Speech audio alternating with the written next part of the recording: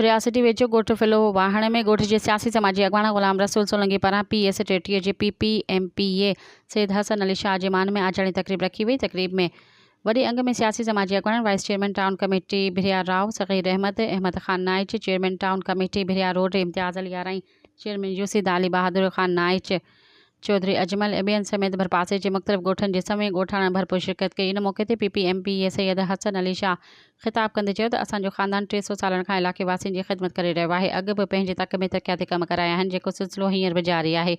अॻे बि इलाइक़े जे अवाम जी भलाई लाइ हर मुमकिन कोशिश करे वधि खां वधि तरक़ियाती कम कराया वेंदा।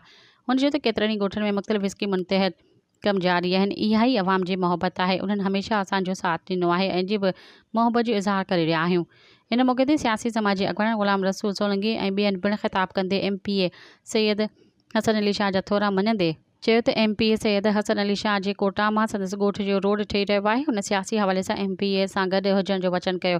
इन मौक़े ते मुख़्तलिफ़ बिरादरियुनि पारां PPA में शामिल थियण जो ऐलान पिणु कयो आहे।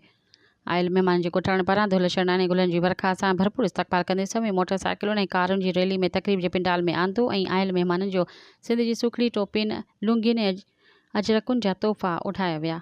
सब्सक्राइब कयो अवामी न्यूज़ HD खे ऐं ताज़ा तरीन ख़बरुनि लाइ ॾिसंदा रहो अवामी न्यूज़ HD।